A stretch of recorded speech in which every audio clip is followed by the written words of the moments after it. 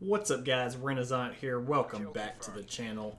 So today I got a new video for you guys. It's going to be another political video because it's a very political time in America right now, basically.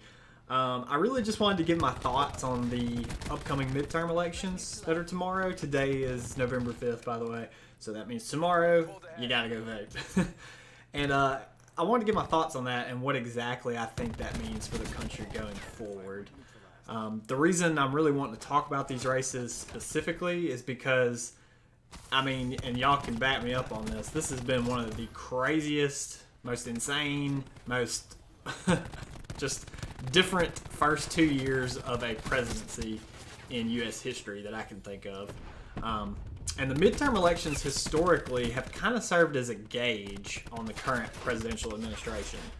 That's not always the case, but typically whatever party is in power during the midterms, typically whatever president is in power during the midterms, a lot of times you'll see Congress flip to the other side. So you could look back, you know, when Obama was president in 2008, the first 2010 midterms of Obama's presidency was just a massive red wave where Republicans took just a giant swath of House seats.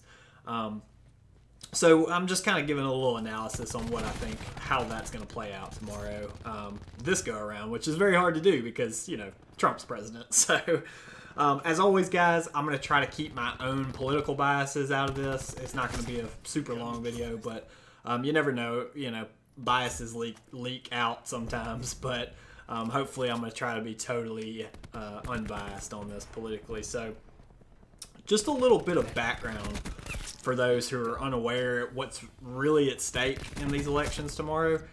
Every single House seat is up for grabs. That means 435 congressional House seats are up for grabs tomorrow. That's a lot. That right there is the power to basically upend President Trump's agenda if America so chooses. Also, it has power to, in fact, begin impeachment proceedings on President Trump. So that's very crucial, in my opinion. Also at stake, a little less big of an ordeal, is 35 Senate seats. So, I mean, 35 out of 100, so 35% of the Senate seats are up for grabs. The problem with that is, why that's not as impactful is because there's only a handful of toss-ups with the Senate. It's more than likely, and this is just my experience of following politics and just the atmosphere and the landscape today, a day before the midterms, I don't see the Senate shifting. If anything, it will be more Republican come Wednesday. We'll see. I mean, the House is the main thing. And also a really important thing as well, and you can tell by the fact that Trump's been stumping so much for governors, is there's 39 governorships up for grabs. So 39 out of 50. Right now, Republicans own the country as far as governorships go as well. So that's pretty critical.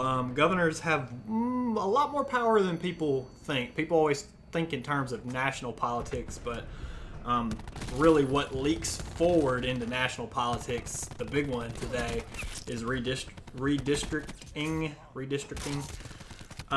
But also, it all plays into, hey kitty, sorry, my cat just decided to come into the room.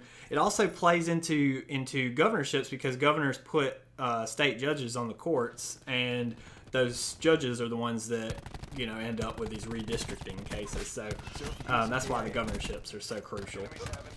So effectively, this race just alone could drastically shift the entire nation's politics even further to the right, or on the flip side, could start truly pulling the country more to the left. A lot of people like to think that the Trump election or the 2016 presidential election was the election that was going to define America for the next 10, 15, 20 years.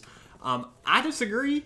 At the time, I thought it was very possible that could be it, and even a little bit after that. But right now, I think these midterms are a lot more, or will be a lot more impactful, or at least they have the potential to be a lot more impactful than the 2016 presidential election. So just because the whole government is at stake effectively, except for the president and the Supreme Court, but all these House seats, all these Senate seats, these governorships, a lot of state races. So it's a big deal. As of right now, November 5th, 2018, Republicans currently control every single branch of government. They have the Senate just marginally. I believe it's 52 to 48, I think. It might be 51-49, I'm not sure. It's marginal. House, they have about 30 plus seats over in the House. And then obviously they have the presidency.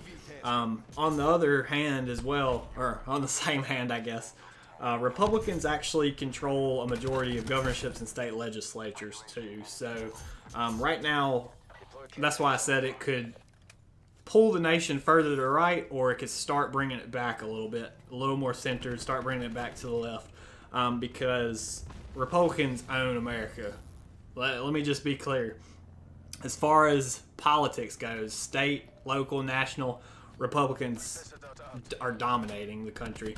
And there's a lot of reasons for that. I'm not going to get into them in this video, but there are numerous reasons for that, both positive and negative. But so anyway, let's just get right into the meat and potatoes here. The main reason I think these midterms will be so impactful is because they truly are a referendum on Trump's presidency. As I said earlier, many midterms are, but this time feels different, and we can be honest with ourselves. The reason it feels different is because of Trump, right? Everything about Trump, from his the day he announced his campaign for presidency to his, all the gaffes throughout his campaign, his actual presidency, it's all been off the beaten path, or as most people like to say, unconventional.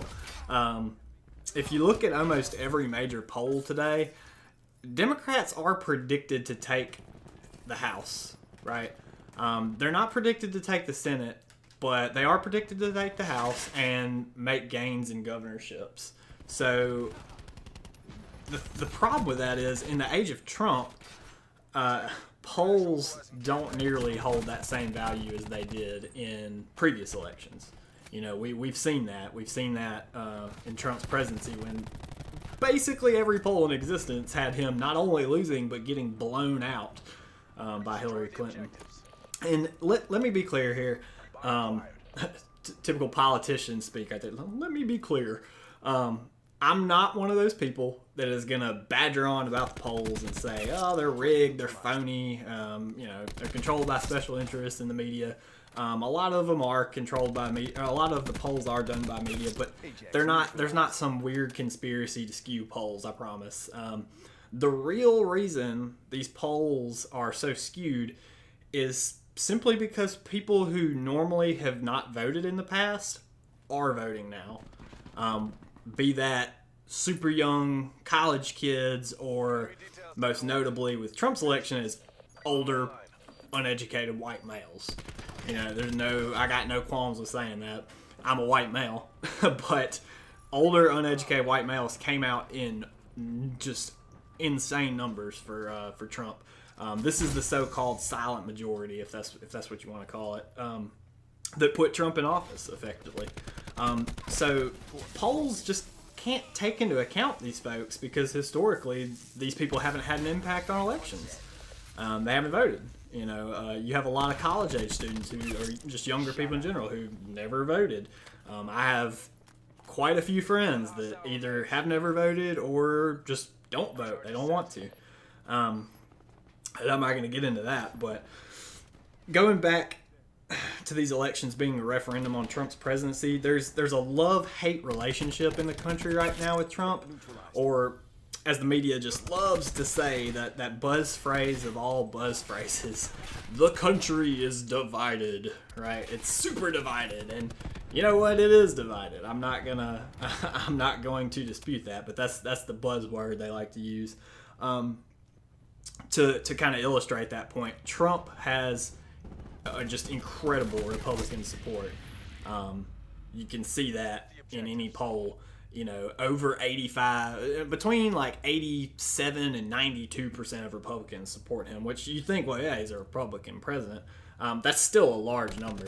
On the flip side, he has horrific Democrat support. And recall, a lot of people that voted for him in the election were, in fact, blue-collar, white, male Democrats. But polling, right now at least, he is not well liked by any Democrat. I think his approval rating typically hovers between 44 and 47% on any given week. It's dipped a lot lower and it's gotten higher. This makes sense that it's going to be below 50 because, you know, he did lose the popular vote. So more than half the country dislikes him. That's just, you know, that's just common sense, I guess. But the real bread and butter of all this is simply, has his presidency and indeed the policies that he's put forward had an overall positive impact on voters or an overall negative impact on voters? That's what these midterms are about. That's the, as I like to say, that's the $20,000 question. Whether you hate him or love him, and of course I have my personal opinions about him as well as my political opinions about him, you have to think, have his policies and will his future policies going forward help you and your family or hurt you and your family? That's the question that you know, I would need to ask myself, my friends would need to ask themselves. Just any voter out there, that's the one that they need to most focus on. Obviously, there's, you know, people on the fringe left, the never Trumpers, who are 100% no's. You know, they're a 100% no on voting for Trump, and that his policies have hurt them. And then on the opposite end of the spectrum, you have the diehard Trump fans who are 100% yes. But those two camps, they don't make an election, okay? It's everyone in between. It's, you know, the moderate Republicans that have to reckon with sending representatives to Washington that could possibly stall President Trump's agenda.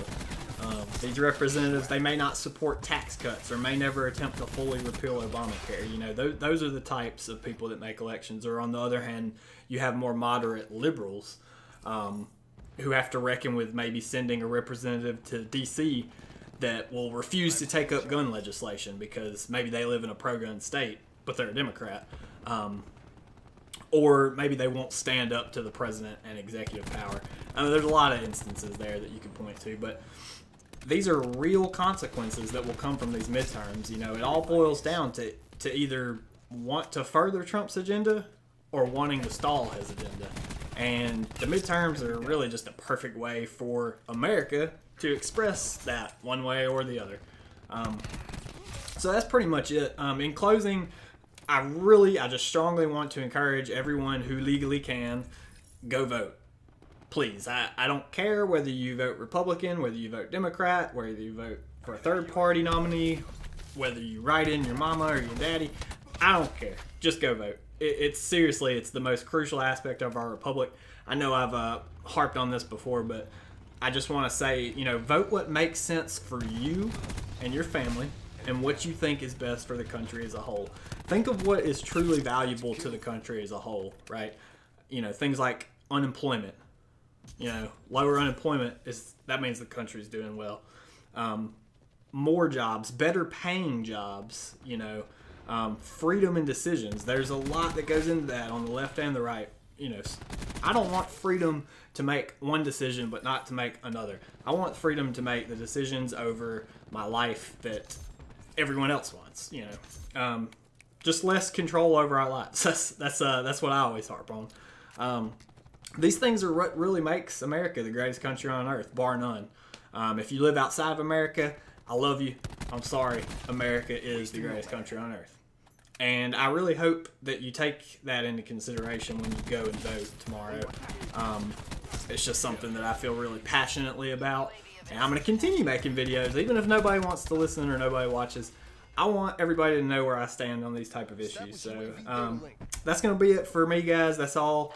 I'll see you next time. As always, if you enjoyed this video, please make sure to leave a like. and comment. You know, give me your opinions. Hopefully you see it before tomorrow, or during tomorrow, and you can, you know, see, you know, we can have a conversation about it. And of course, sub to the channel if you enjoy it. I do a lot of other different content as well. But we'll see you next time, guys. Bye.